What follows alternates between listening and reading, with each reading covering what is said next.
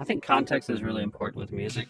I think that a lot of people like music purely because of the context. I feel like it's the only thing they care about. Context is really important for a lot of people, whether it be for like social, lyrical, uh, what are some of the other calls? Music should be able to reach past a lot of the context in the first place because, you know, it's music.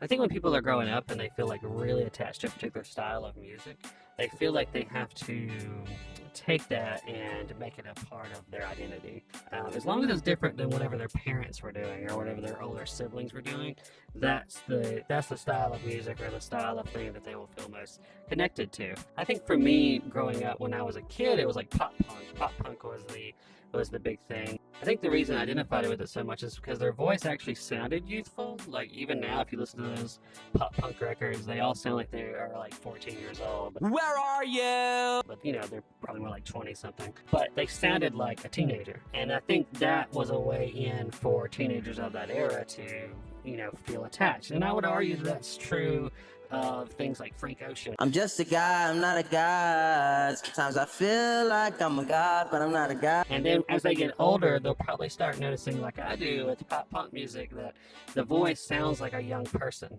And because it sounds like a young person, you feel less attached to it, you feel less connected with it, but very nostalgic. And then there's a whole other topic of what in music is cool, what is considered cool.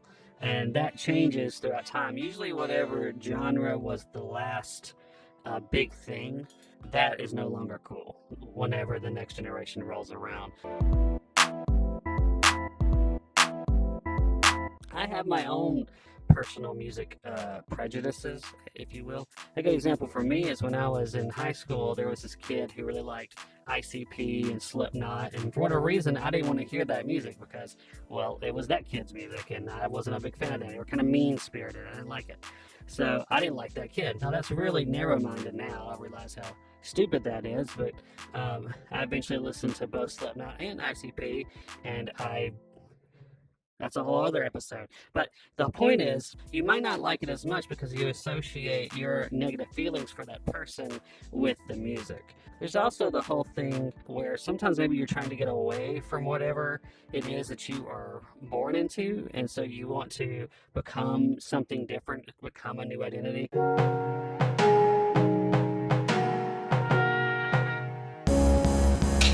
For me, I think that may be like country music. I think a lot of young people who grew up in the South can probably relate to this, where you hear like the bluegrass or you hear the country music, the country pop, and even the older stuff. It's got too much twang. You don't want to be associated with it. That's not you. You're something else. You're something better than your humble beginnings. And it's so stupid. It's really dumb because ultimately you grow up and you realize that's not the most important thing, and you realize you kind of missed out on some really important cultural music that you could have, I don't know, felt at home in. But anyway, that's the way I was. I grew up. Eventually I started opening my mind a lot to country music, and I feel better about it. Yeah.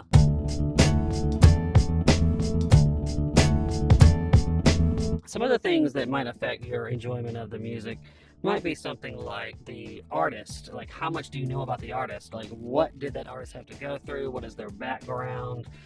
What type of instruments do they use? Are they skilled at that instrument? Things like that might affect how much you enjoy it because you know a little bit more about the personal story of that artist. Sometimes it is a moment in time or an era where a particular artist encapsulates that entire era or that entire social movement or something in that order.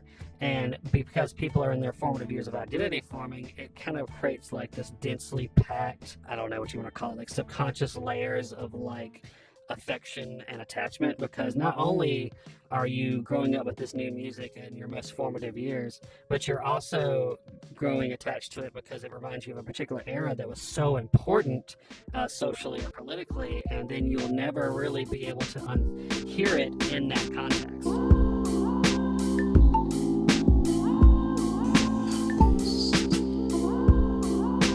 Sometimes the lyrics can be a good context for enjoying music. Sometimes you'll like a song just fine, like you'll hear it and you'll be like, oh, that's a good tune, I like how that makes me feel. But the lyrics doesn't mean anything at all to you, and you still go on enjoying that song. And hell, sometimes a song may not mean anything to you until you hear the lyrics, and some line or some written material really makes you feel all, fuzzy inside. The point is that sometimes those lyrics may hit you at a certain point in your life, and then forever you are attached to that song through those lyrics.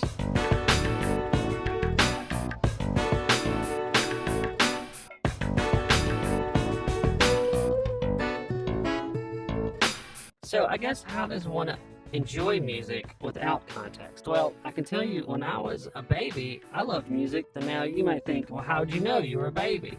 Well, I had this weird thing where I have like really early memories, somewhere along like 3 years old, maybe even 2.5. Whenever you were a baby and you first heard Wheels on the Bus, or you first heard whatever your parents were listening to, you probably felt a certain way, even without understanding context. The same way we probably understand language before we even understand what it means, we carry it somewhere deep in our subconscious. It's kind of like when you watch an old movie and you hear like the I'm trying to think how you say this word, reverberations in your head of what that sounded like before you understood it, and it's like you for a second you remember what that was like. No one will ever know. No one will ever know. No one will ever know. I find I can often enjoy foreign music this way because I don't know what the hell they're saying, but it's very, very enjoyable to me even without that. And I feel like that speaks to something subconscious, and maybe even something magical, something beyond what we understand. And I think music kind of touches on that. But I know a lot of people who just, when they hear foreign music, they don't even, it doesn't register. Like, how am I supposed to enjoy this unless I can understand the lyrics? And it's just such a strange thing to me. It's like, how do you, like, when you were a baby and you first heard language, did you not feel it? When you first heard music, did you not feel it? Like, it's never really made sense to me.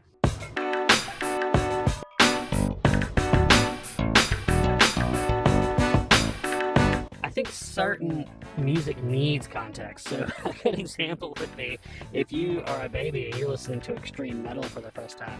That's probably not going to jive too well because that sounds like danger. That sounds like something is after you. That's not your music. That's not your identity. That's danger coming for you. You're not angry yet. You're a pure little baby.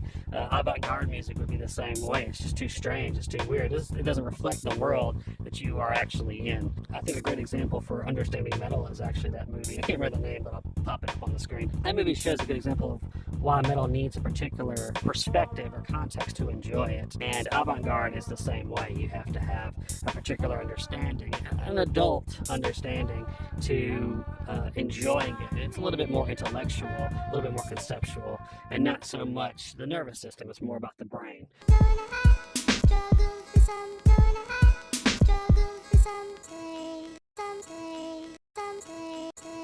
So I guess I would like to ask all of you, does context affect your enjoyment of music? Are there certain genres of music that you don't like because you think that maybe you just don't like it? It's just like something subconscious. It just doesn't do anything for you. Maybe you just have an aversion to it. But do you think it's because your central nervous system rejects it? Or is it because of the context? And on the flip side of that, I'd like to know if there's any type of music that you enjoy because of the context, that you learned to enjoy because you finally got it, like something clicked about it. Anyway, I hope you enjoyed this episode, and yeah, I don't have a sign off yet, but